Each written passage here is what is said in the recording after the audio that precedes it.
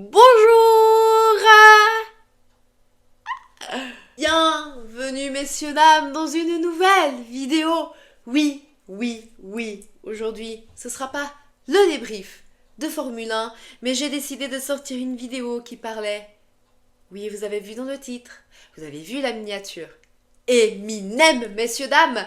Oui, Eminem, c'est une vidéo que je prévois depuis maintenant un bon petit moment, en ayant eu l'info comme quoi il était en cours de préparation pour un nouvel album qui sortirait cet été. Et ensuite, on a eu ce single le 31 mai. Houdini, on en a parlé sur cette chaîne. Et du coup, j'ai décidé de me dire, ok, là, c'est le moment, tu prévois de faire cette vidéo sur Eminem, eh ben je vais le faire. Et je vais le faire en deux parties. Ça, c'est la partie 1 où on va parler de sa première partie de carrière. On va parler des albums. Pas forcément de tout ce qui s'ensuit, mais vraiment des albums en soi, etc. Et puis, je vais faire de 1999, donc Slim Shady LP, jusqu'à 2004, où l'album sort de Encore. Et ensuite, il y a cette mini traversée un peu du désert, où il se met plus en tant que producteur, plus qu'en avant. Et en plus, il a cette influence où il est totalement sous médicaments, totalement drogué, etc. Et du coup, il est plus maître de lui-même, il va faire une overdose, il y a la mort de Brouf, etc.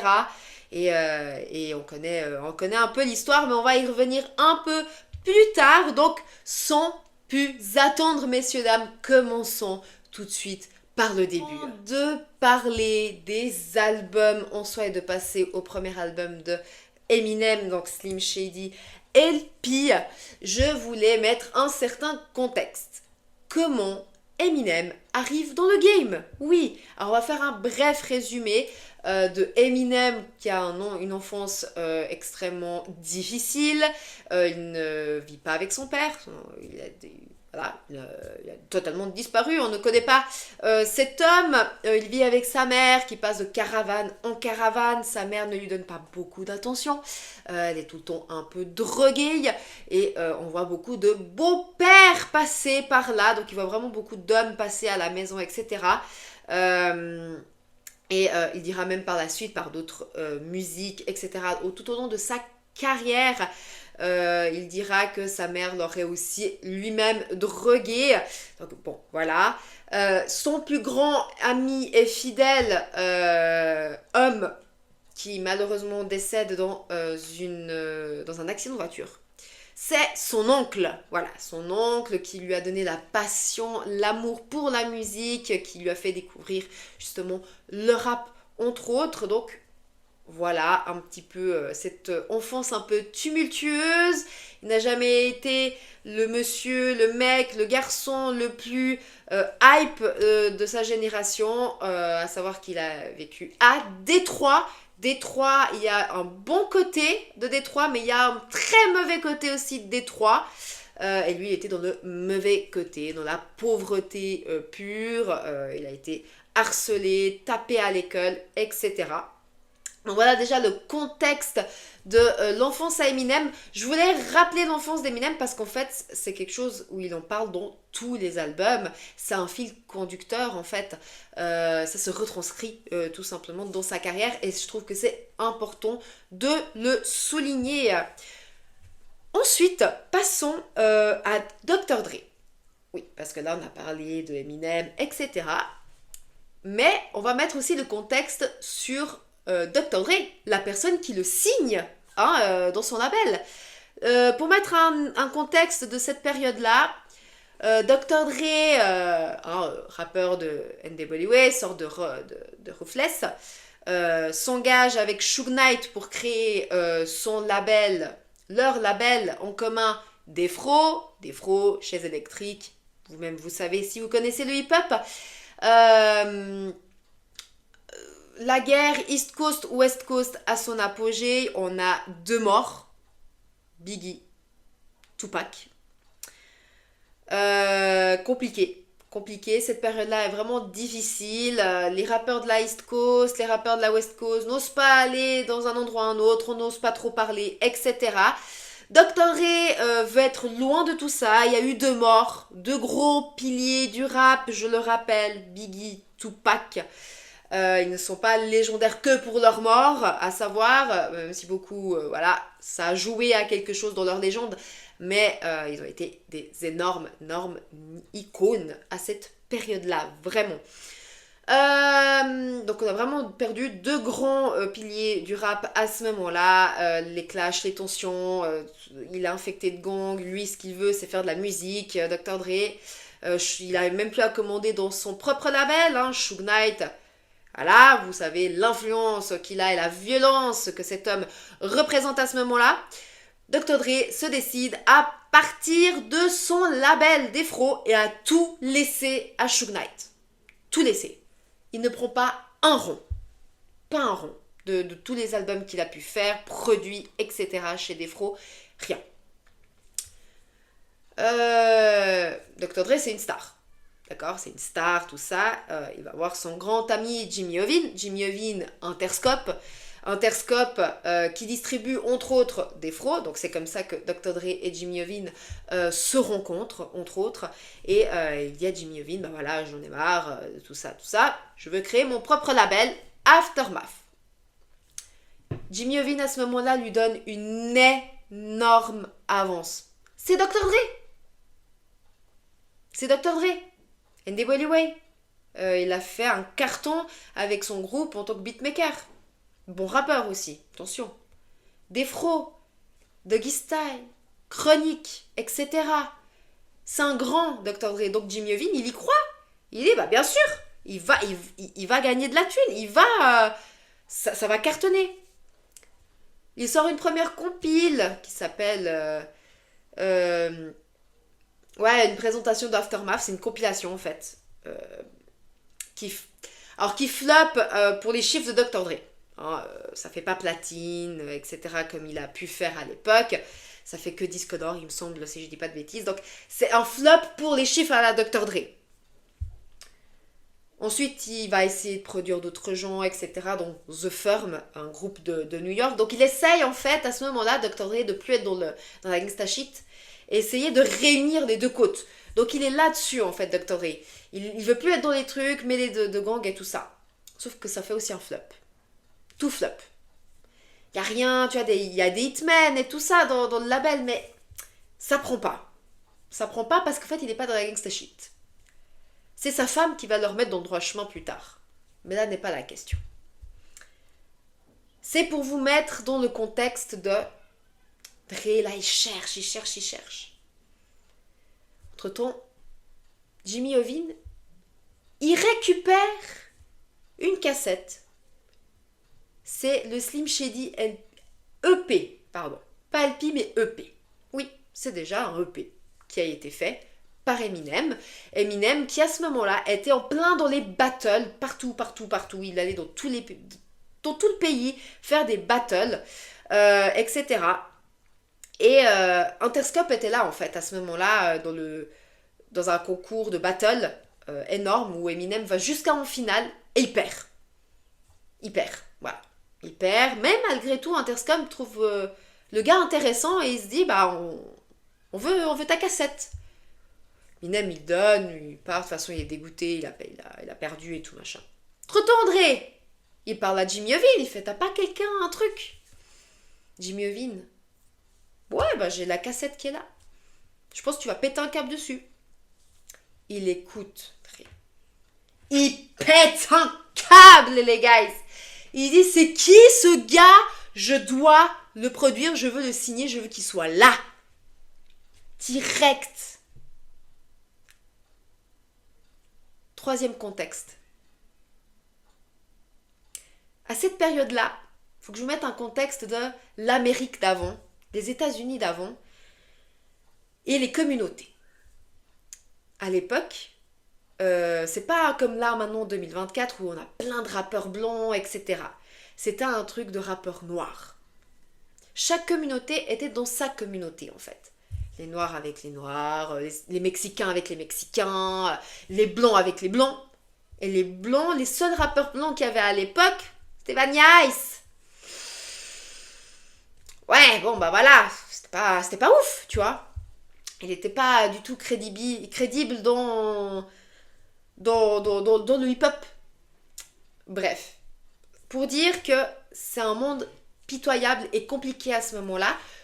Pour vous déjà être blanc et vouloir rentrer dans la culture d'une communauté noire, c'était très compliqué à l'époque. Très, très, très, très compliqué. Et Eminem, déjà, il a eu les couilles d'aller faire des battles. Parce que dans les battles, il n'y avait pas beaucoup de blancs, je pense, dans la salle, tu vois. Et c'est ça qui a été fort. Maintenant que vous avez ce contexte, Dre, il écoute la cassette. Je me dis, putain, le mec, il est fort. Je veux le rencontrer, tout machin, je vais l'appeler. Sauf que, à ce moment-là, Dre, il sait pas, en fait, que Eminem, il est blanc. Il sait pas à ce moment-là. Donc, il l'appelle et tout machin, ils se rencontrent. Le mec, il est venu habillé en canari, habit jaune et tout, à mourir de rire. Ça match tout de suite, il a un débit de parole incroyable, tout ça. Et il découvre qu'il est blanc. Et les gens, ils disent, ah, laisse tomber, il a su qu'il était blanc, Dre, il va oublier, tu vois, il est blanc et tout, machin. Eh ben non, les gars! Non! Dre, il dit, mais c'est encore mieux! Le gars, il rappe et il débite. Et en plus, il est blanc, mais la com de malade que ça va faire! Il a été un génie à ce moment-là, Dre. Un génie. Il appelle, ils sont là. C'est parti, on se case... on se met dans un appart et on commence à faire de la musique, les gars. On commence à faire de la musique. Et là, on arrive en 1999, messieurs, dames, et Slim Shady LP sort. Des chiffres de malade. 4 fois platine, messieurs, dames. Non, il est 2e au Billboard, derrière TLC. Normal. À cette période-là, TLC, c'est une machine de guerre. Tu peux pas rivaliser contre ce groupe. Eminem, il est en dessous. 2e. Rentrons dans l'album. Déjà, parlons du titre Slim Shady LP. Alors, on comprend que c'est dérivé en fait à Slim Shady EP, donc ce qui était dans la mixtape, dans la cassette en fait. Et en fait, cet album...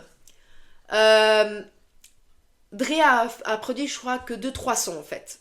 Tout le reste, c'est déjà ce qui a été dans cette cassette-là. Ça a été repris et sublimé avec des prods, etc. Remanié, retravaillé. Mais c'est des sons qui existaient déjà de la cassette de Eminem, d'accord? Donc déjà, c'est fort. Déjà, c'est fort. On sent effectivement dans les sons, etc., dans le rap d'Eminem, que ça fait très street, ça fait très freestyle. Il a déjà la petite voix à la Slim Shady, grave, un peu nauséable un petit peu. Et la pochette, hyper intéressante. Je vous montre ici, j'ai la pochette qui est là. Coucou, vous me voyez ici, caméra. Mais pour vous donner un petit ordre d'idée, voilà, Slim Shady LP. On voit ici la voiture avec un cadavre, évidemment. Eminem, juste ici. Et une petite fille qui est juste là, qui est faite pour représenter la fille de Eminem. La pochette, elle est très intéressante, donc déjà, ça met déjà le ton.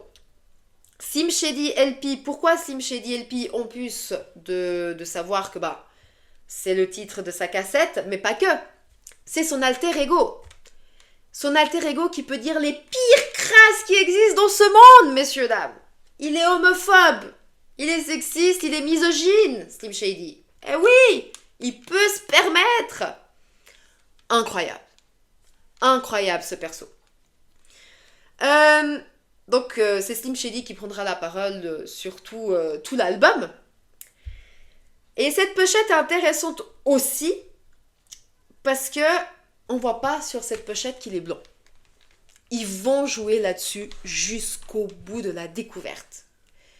C'est-à-dire qu'avant que cet album sorte, on a le single My Name Is qui sort, ok, avec le clip. Mais ça tourne pas de ouf. Tout de suite après, il y a l'album qui sort. Donc, beaucoup de gens ne savent pas qu'il est blanc, en fait. Les gens achètent parce que c'est Aftermath, c'est Dr. Dre. Donc, automatiquement, les gens fans de Dr. Dre qui suivent et tout, machin de malade, on va acheter. Pochette intéressante, tout ça. Et tu ouvres la pochette, et c'est là où tu vois qu'ils ont vraiment joué avec la com du fait de c'est un rappeur blanc. C'est qu'ils t'accueillent de cette manière-là. Voilà. Qui te dit vraiment coucou, c'est moi, je vous emmerde, je suis un rappeur blanc et je débite tout autant qu'un rappeur noir. Voilà, tout simplement. Et c'est incroyable. Moi, franchement, c'est à mourir de rire. Moi, je suis désolée, c'est à mourir de rire. Tu sens déjà le troll, le côté drôle et cartoonesque, en fait, que Eminem a dans l'album, en fait. Et rentrons un peu plus dans le vif du sujet. Donc My Name Is sort, hein, comme je vous ai dit, il s'est clippé, le clip est drôle, les paroles sont drôles, mais c'est bien rappé en fait. Il a un excellent débit, c'est incroyable. Les paroles qu'il dit, c'est loufoque. Personne dit des choses pareilles à cette époque-là. Personne. Eminem, il arrive et il casse le game à ce moment-là. Il dit des trucs tellement what the fuck. Il parle en fait à des enfants et il dit hey, les enfants, vous aimez la violence et tout machin. Et en fait, il imite les enfants. Il y a un jeu de rôle qui se fait et il imite tout le monde dans le son, dans la musique. Incroyable, messieurs, dames. Incroyable. Ce single qui est drôle, etc., c'est un single un peu... c'est une recette qu'il va reprendre en fait sur tout le long de sa carrière, vous allez voir. Dans chaque album, il y a un petit peu ce côté... un peu drôle, cartoonesque, etc. Comme là Houdini, c'est le cartoonesque, quoi. Donc, drôle, tout ça. Il y aura dans chaque album. Donc, il commence avec My Name Is. Hein. Ensuite, on a, tout de suite après My Name Is, on a Guilty Conscience, qui est clippé aussi. Clippé. Un son incroyable. C'est un featuring avec Dr. Dre. Un featuring avec Dr. Dre qui... en fait, c'est un storytelling de malade. Il y a vraiment une voix off, en fait, qui présente 3 cas de violence, en fait. Voilà. 3 histoires différentes de violence. Je crois qu'il y a un viol au milieu. Je crois qu'il y a un braquage aussi. Et je sais plus le 3e. Bref. Et en fait, ce storytelling, on voit Eminem et Dre rapper. Eminem représente le diable, le petit méchant. Et Dre, c'est l'ange. En fait, c'est la conscience de chaque personne qui va commettre un acte de violence dans chaque histoire. D'accord ? C'est incroyable. Déjà, la manière comme c'est écrit, comme c'est rappé, c'est incroyable. Et le gars... il est trop fort, messieurs, dames. Eminem se permet de dire des choses à Dre, mais c'est un malade. Un autre producteur aurait dit, tu ne sors pas ça en fait. C'est ma vie privée. Je vais vous dire tout de suite. Donc, premier, deuxième couplet, 2 histoires. On a la 3e histoire. Et je crois que c'est... Je sais plus quelle est la 3e histoire, mais bref, à un moment donné, Dre ne rappe même plus au gars, en fait, à la conscience du gars. En fait, il parle directement au diable, à Eminem. Et il dit, ah putain, vas-y, tu fais chier, sors de la pièce, laisse le gars tranquille, il va pas tuer la personne, machin, nanana. Et Eminem, il le clash.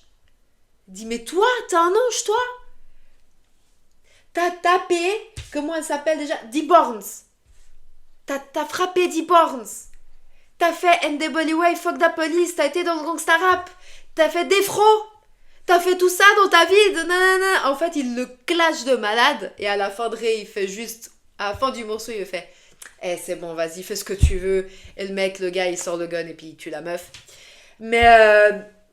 incroyable. Un autre producteur, messieurs, dames. Un autre producteur l'aurait censuré, l'aurait dit, tu ne sors pas ça.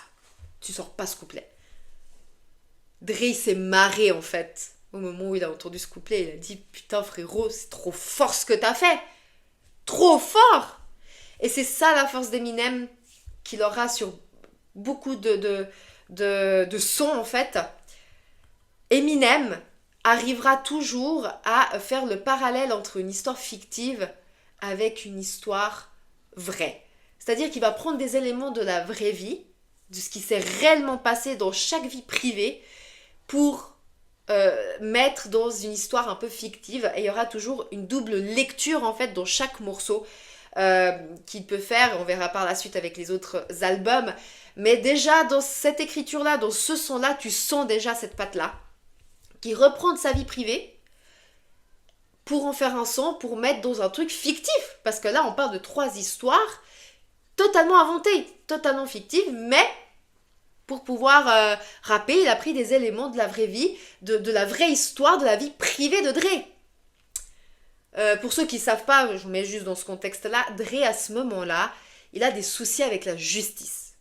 Donc c'est pour ça, en fait, que Eminem a pu reprendre aussi ce truc, t'as frappé D-Borns, qui était une amie de base à Dre, mais en fait, elle a fait une interview, elle a dit un truc un peu mal sur Dre, je sais plus exactement le truc qu'elle a dû dire dans cette interview-là, bref. Et Dre lui a donné rendez-vous, puis il l'a frappé, en fait. Ça lui a valu un beau petit bracelet électronique.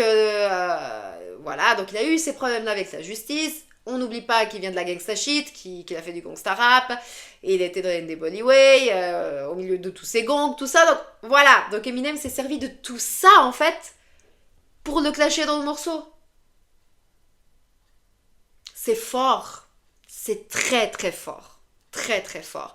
Cette musique, elle est juste... Ce son est incroyable.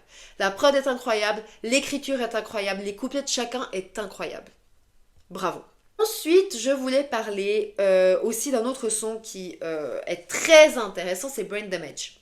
Brain Damage qui parle en fait, encore une fois, d'une histoire, à lui, en fait, où il a exagéré en plus dans le morceau. Il parle d'un épisode de son enfance dans Brain Damage qui, en fait, un gars, je sais plus le nom de cette personne, je crois qu'il le cite directement dans le son, qui l'aurait frappé à l'école, etc., jusqu'à l'envoyer à l'hôpital et jusqu'à ce que Eminem soit dans le coma, littéralement. Donc c'est d'une violence à l'extrême. Aussi un son incroyable, très bien écrit. Franchement, c'est un beau clash contre le gars qui lui a fait ça, en fait. On sent que là, c'est une mini revanche, mais très très bien écrit aussi. Pas clippé, mais très intéressant. Très intéressant. Ah, aussi un autre son qui est ouf, qui est 97. Ouais, 97, je sais pas comment on dit, désolé pour mon anglais. Bonnie and Clyde. On entend la voix de sa fille, en fait, dans ce morceau. Et en fait, il incite sa fille à venir avec lui pour cacher le corps de sa mère. Voilà, la mère de la petite. Voilà, tout simplement. Chocon aussi. Qui fait ça? À ce moment-là, personne. Le mec, il se dit, vas-y, j'en ai plus rien à foutre. Viens, ma petite, tu vas faire un petit moment de voix dans la zik. D'un truc violentissime. Mais c'est brillant. Brillant, très très bien écrit aussi, brillant.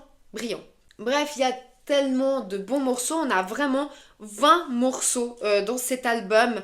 Il a fait des chiffres incroyables, à ce moment-là, la carrière d'Eminem est lancée. Et pour Dr. Dre aussi. Et oui, c'est pour ça que j'ai voulu faire tout le contexte de Dr. Dre, c'est que grâce à Eminem, Dr. Dre peut rembourser toute la dette à Jimmy Iovine et Interscope. Parce que oui, avec tous les flops de Dr. Dre qui a été fait avant, Eminem, Dre, il avait reçu une putain d'avance. Il était en dette parce que ça faisait pas les chiffres. Oui, disque d'or, waouh, incroyable, machin. Pas pour Dre, il a une putain d'avance, les gars. C'était une perte. Une perte. Grâce à Eminem, Dre a pu relancer la machine, a pu donné l'argent qu'il fallait à Jimmy Iovine et Interscope, et la machine est lancée, messieurs, dames. La carrière d'Eminem part d'école, et tout de suite après, on a le prochain album, Marshall Mathers LP.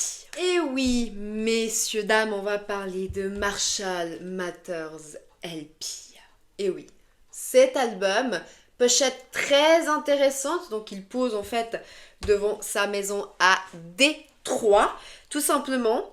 Et c'est un album, les guys, les chiffres le prouvent. 1,76 million de ventes en une semaine. Physique. Il n'y a pas Internet, il n'y a pas les streams, tout ça. Physique. Adele le battra en 2015 seulement. 2015! Vous avez vu le laps de temps? Incroyable. Ça fait diamant, évidemment. Hein, c'est un record aux États-Unis. Et pour moi, dans cet album, mais Slim Shady, c'est incroyable. Mais Marshall Mathers LP, son flow, son rap, les paroles, le débit, les prods. À cet album-là, messieurs, dames, les gens, ils ont compris qu'Eminem, c'était pas que un clown. Et non. Il s'est rappé, il s'est parlé de sujets très, très violents, comme des choses très intéressantes, très sérieuses. Il va parler de plein de choses dans cet album. Déjà, on découvre les singles. Donc, le premier single qui sort, c'est Real Slim Shady. Ce clip, comme je vous ai dit, hein, dans chaque album, ce sera un peu la même recette. Donc, le premier single sera toujours un peu drôle, cartoonesque, etc. Donc, The Real Slim Shady, c'est un peu ça. Hein. Finalement, le clip tellement drôle.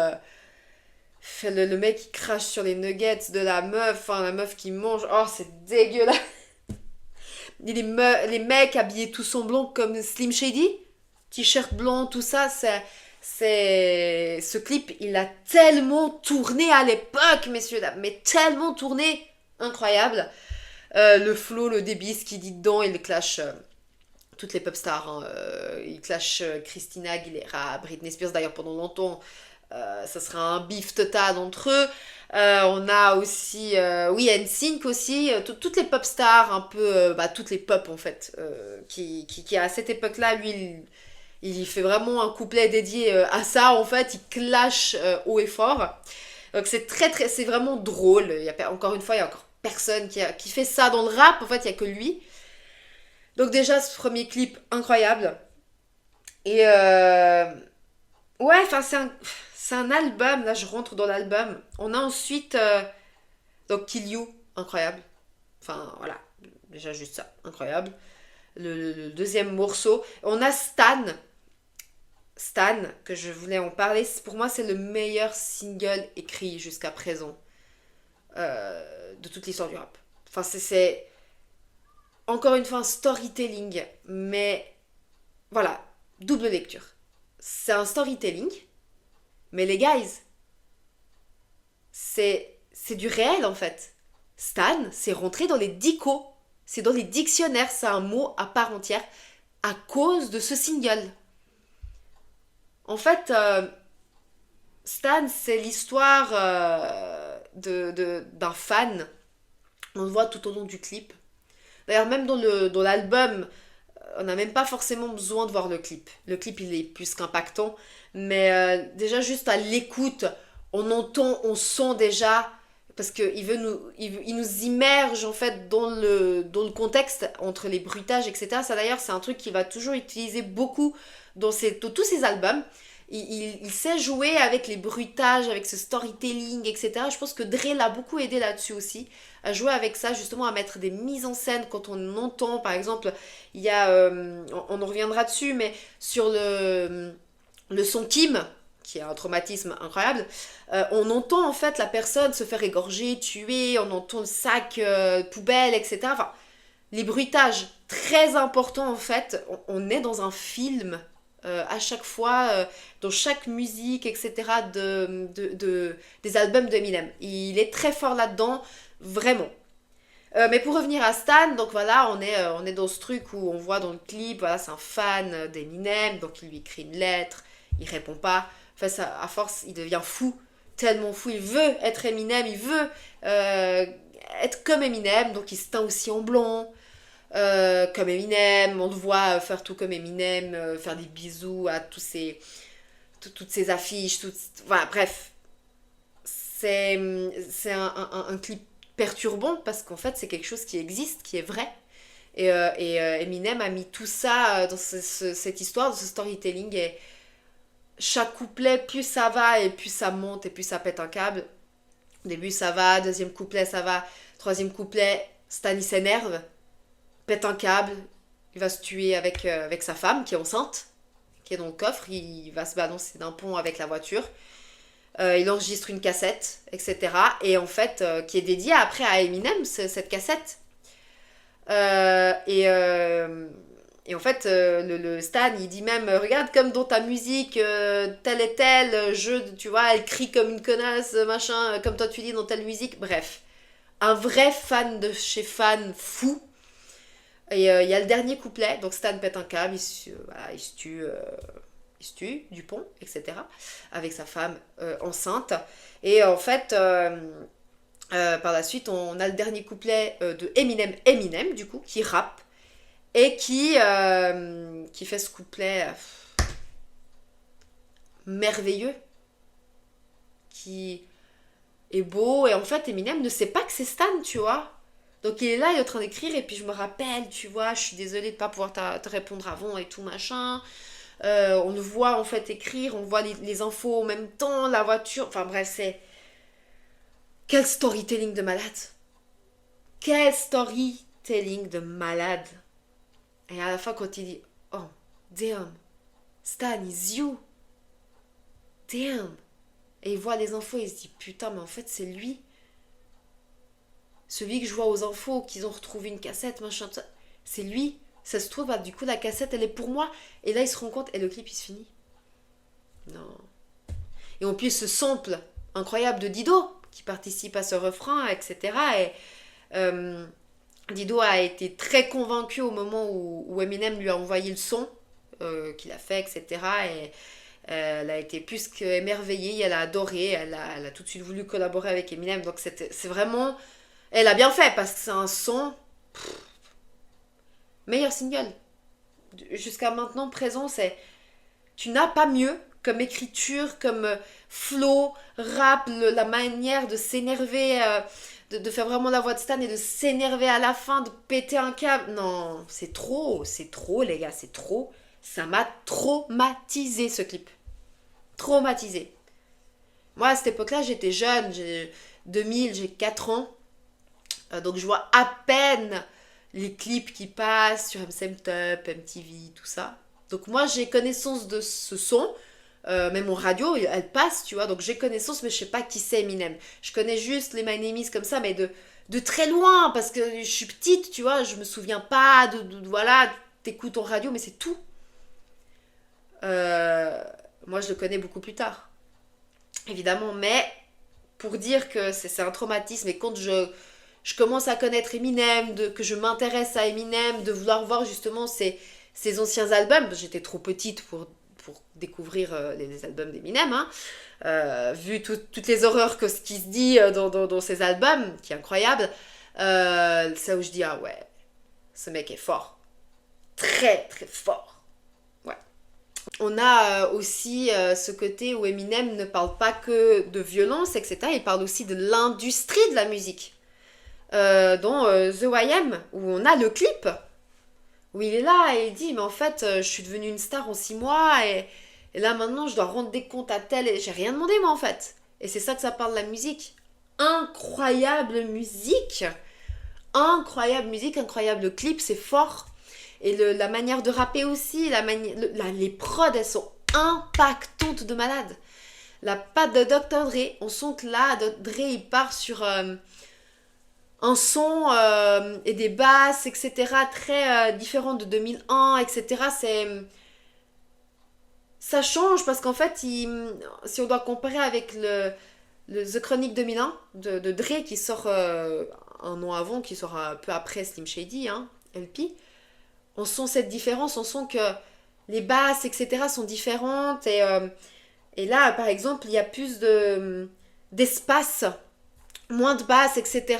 dans l'album de Marshall Mathers LP pour justement laisser la créativité d'Eminem venir en fait, tout simplement se laisser s'exprimer, partir encore plus dans la folie, etc.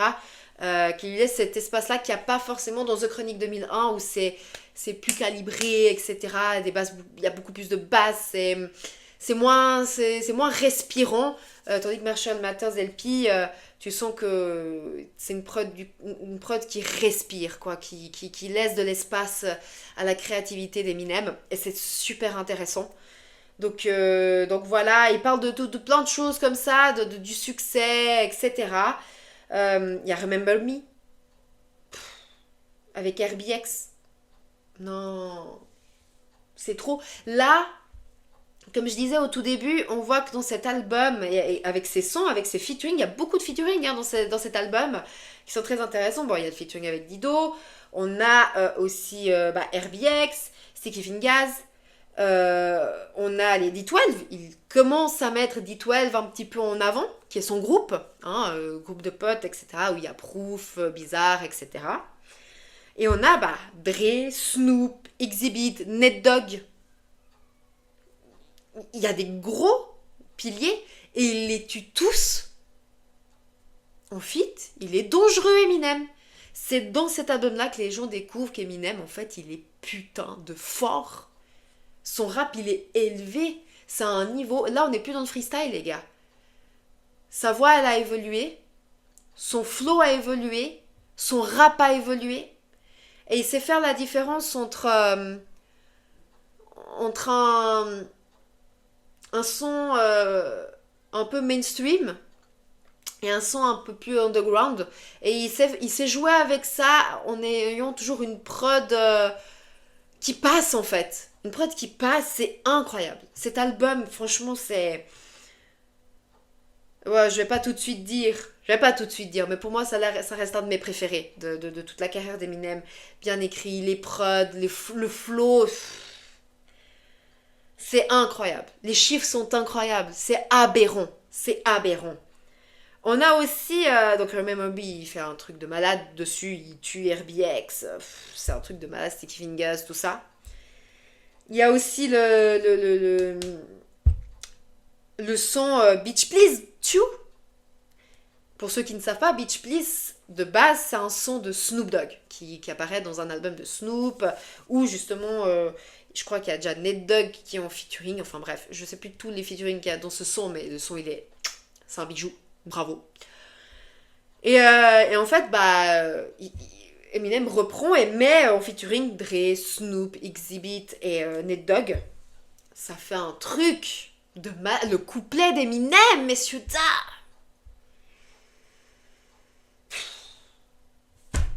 mais il a tout tué. C'est trop. Il a sublimé encore plus la première partie. Incroyable. Je voulais finir avec aussi le dernier son que je vous ai parlé un peu plus avant, qui est traumatisant.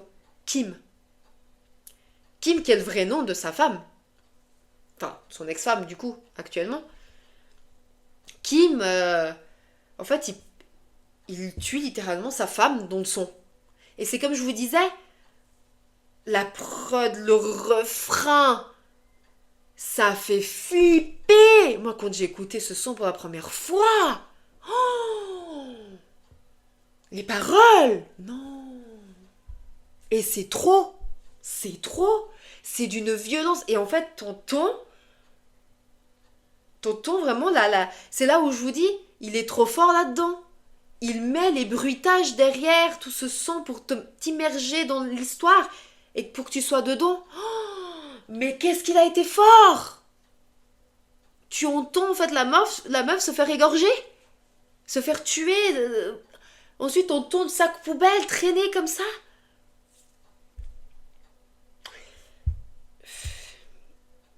C'est trop fort. C'est traumatisant.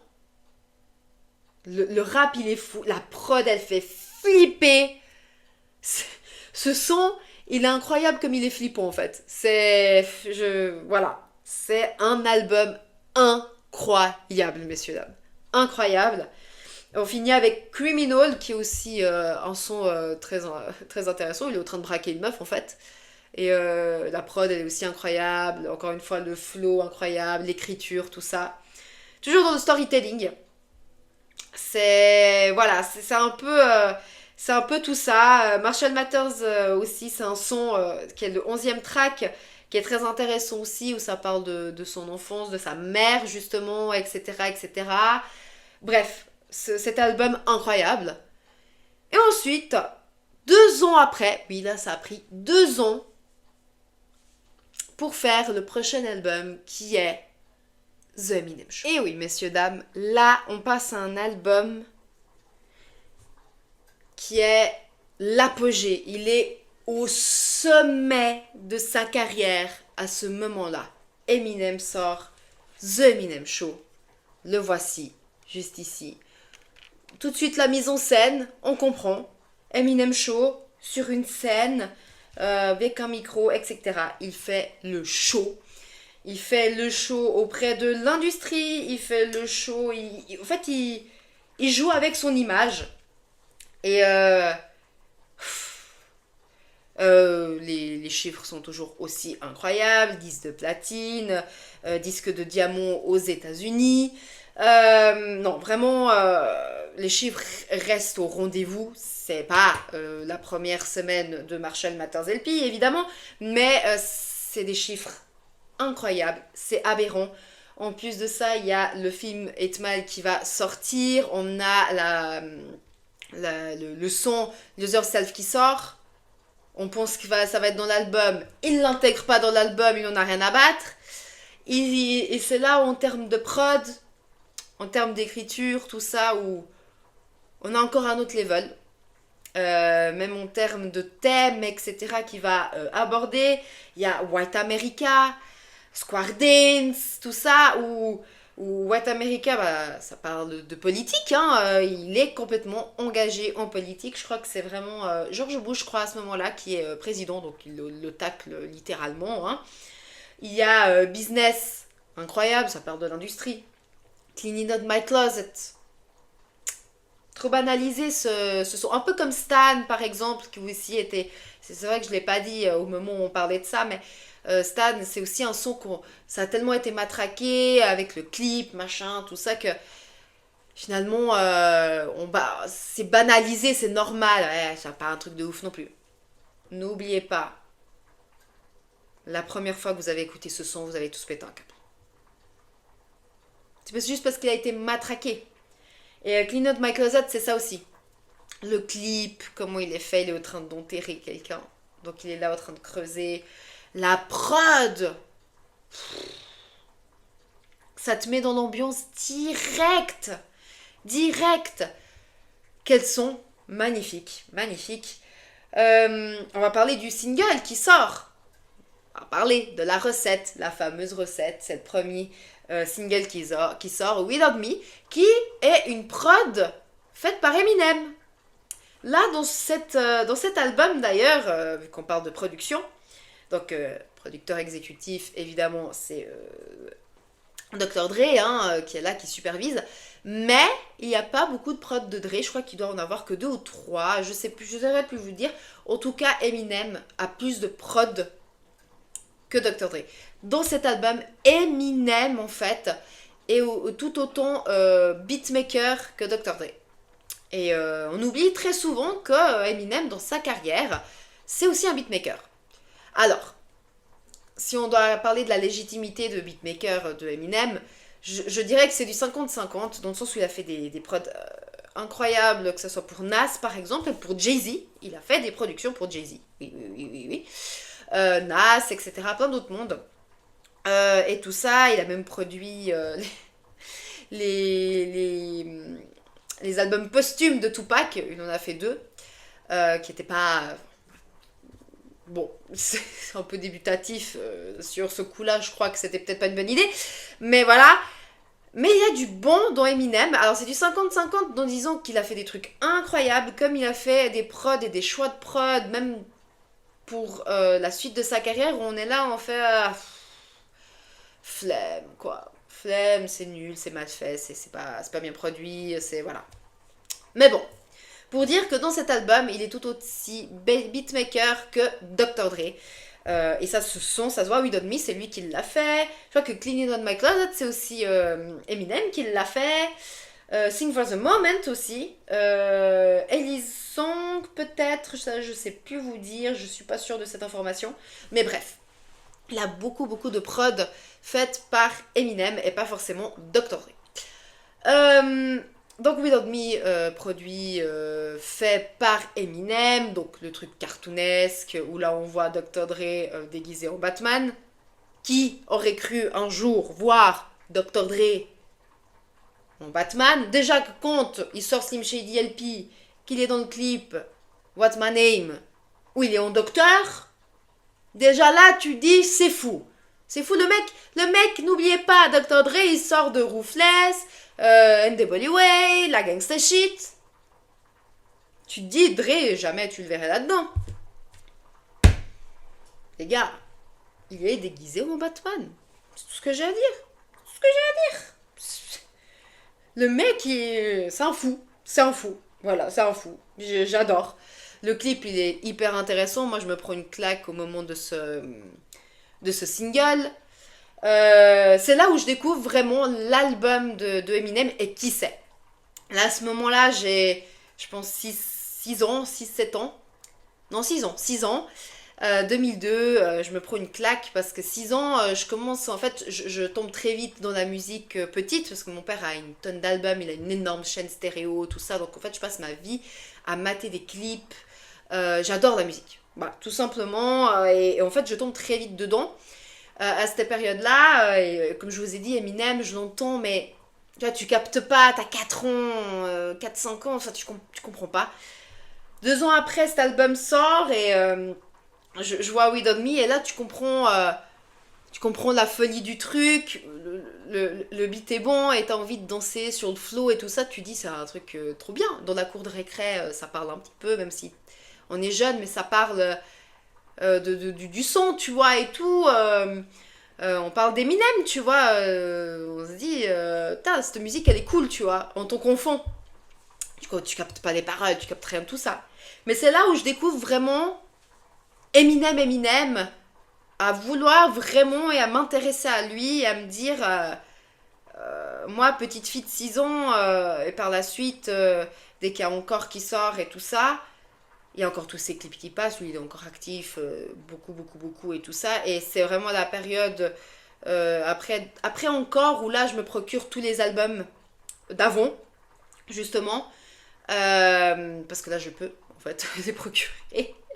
Alors les procurer, enregistrer, attention, parce que quand je dois les acheter, je les achète beaucoup plus tard, les vrais albums, mais enregistrés, parce que ça commençait l'ère du graveur, tout ça, tu vois. Donc voilà, donc moi c'est vraiment sur cet album-là que je tombe d'Eminem, où je me dis, putain, je sais pas, t'as envie de danser dessus en fait. Et puis, normal en fait, parce que We Don't Me, bah, ça parle, tu vois, c'est drôle en plus, c'est pour des enfants un peu, on va pas se mentir, ça fait un peu cartoonesque, tout ça, donc c'est drôle, ça captive les enfants parce qu'il y a Superman, il y a Batman, tu comprends pas tout, Robin, tout ça, bref. Et tu vois les clips passer, il est matraqué partout, à savoir Eminem, à ce moment-là, il a son apogée. Il est partout, il est omniprésent partout. Il sort les trucs avec D12. Il est en train de faire le film 8 Mile. Il a cet album qui sort, donc il est en train de faire la tournée, machin. Il est partout. Ce mec est partout. Il est à un stade de sa carrière où il est big, en fait. Il est big, il est partout. Donc continuons avec l'album. Ensuite, on a Square Dance. Mais quel flow! quel flow, mais quel beat. La prod, le son, incroyable. On a Soulja aussi, qui n'était pas forcément mon préféré, mais j'ai appris à aimer en fait avec le temps. Je trouve qu'il y a des meilleures musiques dans cet album, mais j'apprécie Soulja. Say Goodbye Hollywood, hein, ça parle totalement de, de l'industrie, de la musique, etc. Drips, incroyable. Sing for the Moment, avec ce sample de Aerosmith, incroyable. Le mec, il se permet tout à ce moment-là. Il sample Aerosmith. Et c'est là où on voit que, surtout sur ce son-là, Sing for the Moment, où on sent qu'il a cette tendance à aimer le côté un peu rock, et puis il mélange ce côté-là. Donc beaucoup de sons en fait où il y a le rock qui est un peu présent, justement il joue avec ses basses, ses guitares, etc., électriques et tout ça, dans beaucoup de sons. Et Sing for the Moment, en plus en samplant Aerosmith, là il touche un autre public encore. C'est incroyable. Les textes de Eminem par la suite vont être étudiés. Pour les plus soft évidemment. Parce qu'il y a des rimes, il y a des choses en fait, on n'en a pas parlé dans les 3 albums, mais il y a des rimes. Eminem il lit le dictionnaire. Eminem c'est un mec qui lit le dictionnaire et il arrive à faire rimer des trucs que toi-même tu comprends pas. Enfin c'est incroyable, c'est un génie. C'est un génie. Et déjà Marshall Mathers et puis tu sens, et sur celui-là tu sens encore plus quoi, c'est... Tu m'étonnes qu'il soit étudié. Il a passé la sphère du rap, la sphère de l'industrie musicale à ce moment-là. C'est incroyable. Superman, aussi, très bon clip aussi. J'aime beaucoup ce petit refrain avec cette femme, etc. Je ne sais plus le nom de la dame. Où j'ai aussi adoré. C'est ce côté un peu drôle, mais c'est une prod très sensuelle et tout. Bref. Il y a aussi Elise Song qui a une musique pour sa fille qui est magnifique. D'ailleurs, il me semble qu'il y a sa petite voix qui apparaît et tout ça, très belle aussi. When the Music Stop, en featuring avec les D12. Mais quel son! Quel son! Bon, un des meilleurs couplets, c'est quand même bizarre, mais comme il commence Eminem, c'est trop! C'est trop. Till I Collapse avec Nate Dogg. Quelle musique, les gars! Ça pète tout! Moi, je suis désolée. On banalise trop ce son. Till I Collapse. Moi, je suis fan de cette prod très... Nate Dogg qui est là, qui chante le refrain et tout. J'adore. Le rap et le flow d'Eminem là-dessus, c'est incroyable. Et puis, on a... C'est What You Say aussi qui est très intéressant, qui est en featuring, oui c'est celui-là, hein, qui est en featuring avec Dre, incroyable le son. Là avec cet album Eminem il nous prouve une fois de plus que son beat il est incroyable, que le flow est toujours dans l'amélioration en fait. Il est au top de sa carrière avec cet album, les chiffres sont incroyables, hein, comme je vous ai dit avant. Ça parle de son enfance toujours, ça parle de l'industrie de la musique, ça parle aussi de la politique. Bref, il y a plein de sujets très intéressants. Il y a ce côté un peu cartoonesque aussi. C'est déjà moins... avec cet album-là, il est moins dans la provocation. Parce qu'il faut savoir que Eminem, et d'ailleurs Dre, c'est un truc qu'il a très bien fait. Dre, dans toute sa carrière, il a connu ce truc de polémique. Et il sait que ça fait vendre la polémique. N'oubliez pas qu'il a fait Fuck the Police, NWA, ça a été une politique incroyable. On connaît tous cette histoire. On peut pas jouer Fuck the Police dans certains endroits. Il joue quand même, et puis il y a la police qui attend, qui interrompt les concerts, tout ça. Enfin bref, c'est un délire. Hein. En fait, il y a polémique, des frots aussi. Polémique, ça fait vendre. Et en fait, il n'a pas calibré Eminem. Il l'a laissé faire les polémiques, en fait. Polémique parce que oui, en fait, autant les gens le détestent comme autant les gens l'adorent et l'idolâtrent, parce que Eminem divise de ce côté. Les gens qui n'ont pas compris les albums d'Eminem, franchement, les albums d'Eminem, Oui, c'est trash, etc. Mais c'est des histoires qui est pris aussi un peu de la vie réelle. Oui, effectivement, il y a toujours cette double lecture dans les sons, dans les musiques, etc. Mais les gens, ils n'ont pas compris ça. Et cette partie de l'industrie et de fans, pas de fans, mais de gens qui écoutent la musique et qui détestaient Eminem à cette période-là, qui le traitaient de homophobe, de sexiste, misogyne, euh, bref, de tout ce que vous voulez, ils n'ont pas compris que c'était un personnage. Slim Shady. Ça ne veut pas dire que Slim Shady, il est homophobe. D'ailleurs, pour le prouver, euh, je crois que c'était au Grammy Awards, je sais plus lequel. Il avait, je crois, gagné l'album de l'année, il me semble. Il est là, il vient performer Stan. Il n'invite pas Dido. Pour faire taire un petit peu les gens, il invite qui? Elton John, les gars. Elton John, c'est le mec le plus assumé de toute la communauté LGBT. C'est de toute la communauté gay, en fait. Tu ne peux pas trouver mieux pour pouvoir dissiper toutes les critiques homophobes. Tu peux pas. Il a été trop fort à ce moment-là. Quelle performance d'ailleurs, quel beau live. Elton John qui est là, qui se retourne, qui est au piano. Elton John, je suis très très fan. Donc voilà, et non, et voilà, tout ça pour dire que oui, il a toujours été dans la controverse, dans la polémique, etc.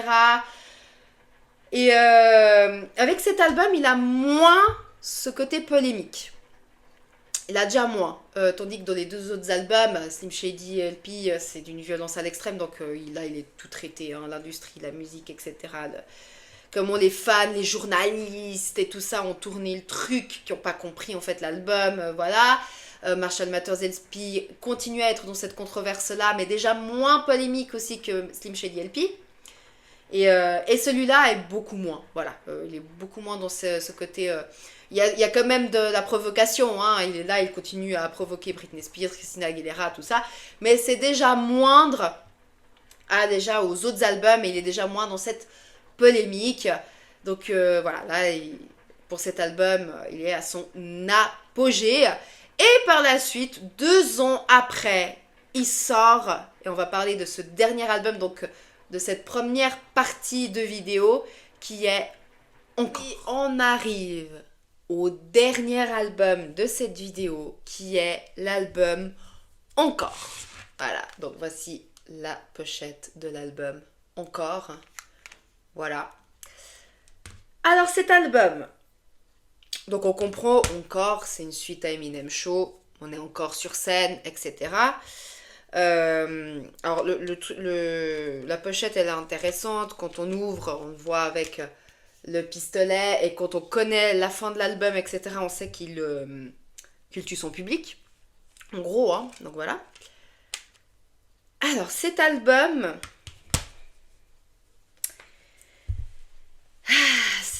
c'est dur. C'est dur. Alors, au terme de chiffres, il fait pas les chiffres d'avant, mais il est en place. C'est là où on voit qu'il a une grande fanbase qui a été acquérie.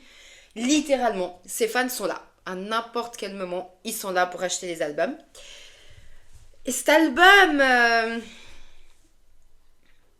moi, j'écoute déjà le single. Donc ça sort en 2004. Hein. Donc à ce moment-là, j'ai déjà 8 ans.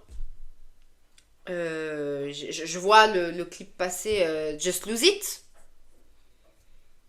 Alors moi je rigole du clip, mais en fait j'aime pas trop la prod qui est derrière. Et, ouais, sans plus quoi. C'est de nouveau la même formule que je vous dis depuis tout à l'heure, vraiment.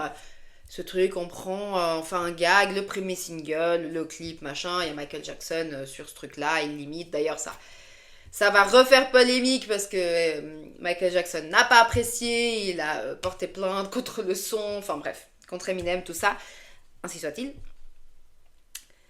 Et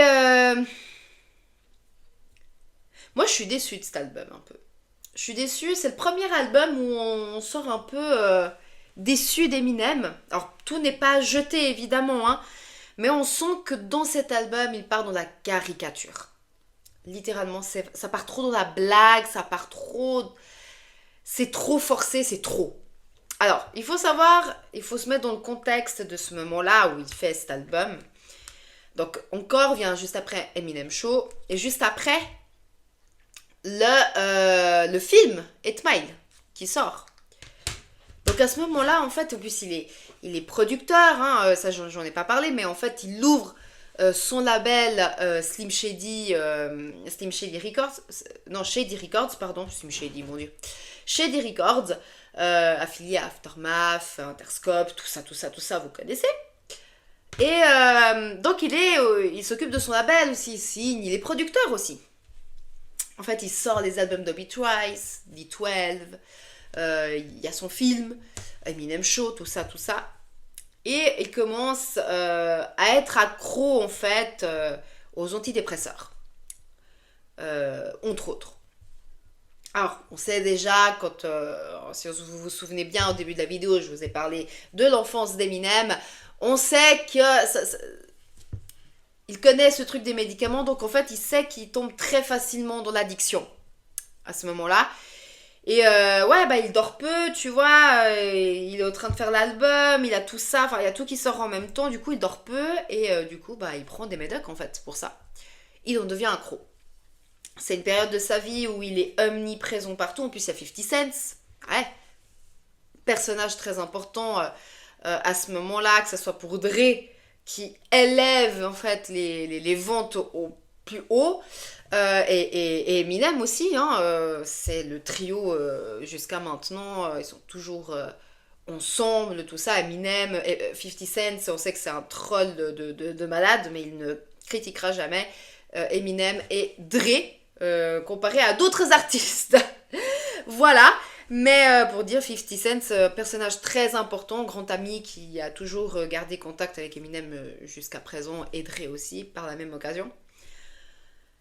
Bref, donc on est dans ce contexte-là où il y a tout ça, il est omniprésent partout, il est au top de sa carrière, donc il est partout quoi. Il vient accro à ça et on sent qu'il est pas bien, qu'il a un espèce de mal-être, que ça va pas. Et ça part trop dans la caricature, les prods sont mal finis je trouve. Choix artistique un peu mauvais. Le flow ça descend un peu. Moi, c'est surtout le côté caricature qui me gêne beaucoup, en fait. Just Lose It, pour moi, c'est trop, en fait. C'est trop. Tu vas voir les paroles. Big Winnie, c'est une prod de Dre. Bah, il a foiré, hein. Mais Eminem a encore plus foiré avec son rap dessus. Ainsi soit-il. Euh, Après, moi, j'aime bien Never Enough, où il y a 50, Nate Dogg et Eminem dessus. Like Toy Soldier, moi j'aime. Alors, au début, j'étais là, ouais, ok. Après, le clip, il est intéressant. Bon, après, on sait ce qui se passe par la suite, hein, c'est malheureux. Mais où il y a Proof qui se met en scène, etc. Dans le clip, qui se fait tuer, voilà, il est à l'hôpital, tout ça. Bref. Euh, j'ai appris à apprécier le morceau, pour le coup. Moche, ouais, alors Moche, c'est encore un truc politique, hein. La prod. Alors, les paroles sont intéressantes, mais la prod, c'est long, c'est redondant, j'aime pas beaucoup. Franchement, j'ai pas été attirée par la prod et du coup, j'ai de la peine à écouter ce son, en fait, vraiment. Malgré que les paroles sont intéressantes, Puck, Puck, voilà, Puck, la prod, c'est pas que c'est inaudible, mais c'est pas. Ah, j'ai de la peine à écouter, quoi. C'est. Je sais pas, je trouve qu'il y a un truc qui est gênant dans cette musique qui. J'aime pas. Et ça part trop dans la caricature, quoi. Ça part trop dans la caricature, c'est trop. Big Winnie. Après, moi, il y a le son As Like That où je le trouve très drôle, très marrant. La prod, elle est intéressante. Il parle des Sorrow Zone, etc. Toujours dans le troll. Spend Some Time, j'ai plus ou moins aimé. J'aime bien la prod, en fait. Et le flow qu'ils ont adopté, il y a Obi Trice, Stetco et 50 Cent dans ce morceau, donc assez intéressant pour le coup. Mockingbird, j'arrive pas à le dire, Mockingbird.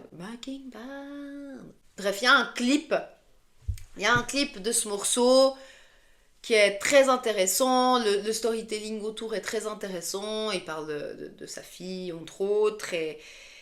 Non, moi, j'ai beaucoup aimé ce son. J'ai beaucoup aimé ce son. Le featuring avec Lady 12, c'est nul. Oh, non. Non, non, là, non. Là, j'ai dit non. J'ai dit non. Et on a le dernier titre qui est Encore. Là, par contre, j'ai bien aimé. Qui est en featuring avec 50 Cent et Dr. Dre. C'est encore un son qui est assez bon, assez intéressant. La prod est intéressante et les paroles aussi. C'est pour finaliser l'album et voilà. Ouais, enfin, je suis vraiment débutative sur cet album. Moi, je trouve que c'est vraiment là qu'il déçoit en fait un peu le pub... Enfin, un petit peu les grands fans. Et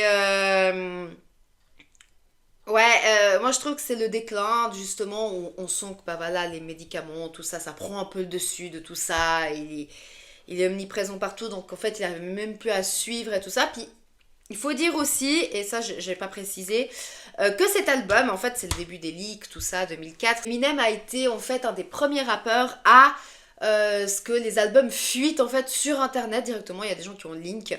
Et en fait, bah, il a dû remanier toute la tracklist. En fait, cet album-là, de la manière comme ça a été finalisé, ça devait pas être cet album-là que Eminem devait sortir. Donc il y a 2-3 sons en fait qui sont là-dedans, genre Puck, justement, où c'est du brouillon en fait. Il a dû tout remanier, puis il a mis les plus dégueulasses en fait dans cet album. Et puis voilà. Alors par la suite, il sortira un album bonus, je crois que c'est comme ça qu'il l'appelle, où justement il va remettre ses sons qui de base devaient figurer dans cet album. Et pour le coup, ces 2-3 sons qu'il a mis en plus, c'est des sons qui sont très intéressants parce que c'est là où tu vois qu'il rappe un peu plus, qu'il est moins dans le kitsch, moins dans cette provocation un peu trop exagérée, dans cette caricature. Donc voilà, mais voilà, l'ère d'internet est là et tout ça, donc ça commence en fait gentiment à se développer et du coup bah ce genre de choses arrive et voilà, donc il a dû tout remanier cet album. Bon bah moi j'ai pas plus à dire sur cet album. Je vous le dis honnêtement, moi c'est pas mon préféré du tout, c'est de loin pas le plus mauvais, vraiment pas, mais voilà, sur cette première partie de carrière, on sent qu'on commence à avoir un déclin avec cet album. Et par la suite, on sait du coup ce qui se passe. Donc, il est plus en tant que producteur, hein, il essaie de signer des gens, il signe des gens un peu aléatoirement, un peu dommage pour le coup, mais voilà. Il y a des gens intéressants, il y a Obi Trice, tout ça, qui continue à sortir des bons albums. Bref, il est en plein dans les productions, tout ça, il fait quand même des apparitions. D'ailleurs, on voit que les médicaments lui font un très mauvais effet physiquement.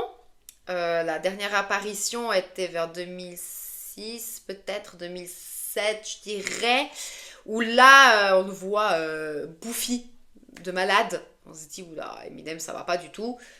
On confirme, les overdoses commencent à partir de fin 2006, 2017, je dirais, quelque chose comme ça, où là, ça va pas du tout.